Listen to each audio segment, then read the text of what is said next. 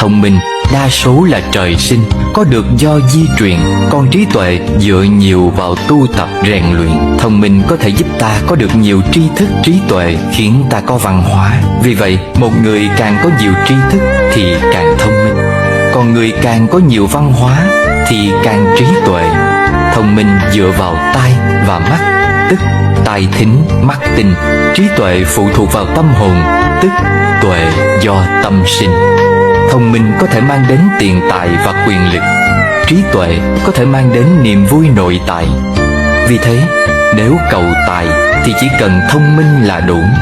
Còn nếu muốn thoát khỏi phiền muộn thì cần có trí tuệ. Hiểu người ấy gọi thông minh, hiểu mình, trí tuệ tự mình vượt qua. Vui đời ẩn giấu phong ba, bình yên nội tại mới là phúc chân.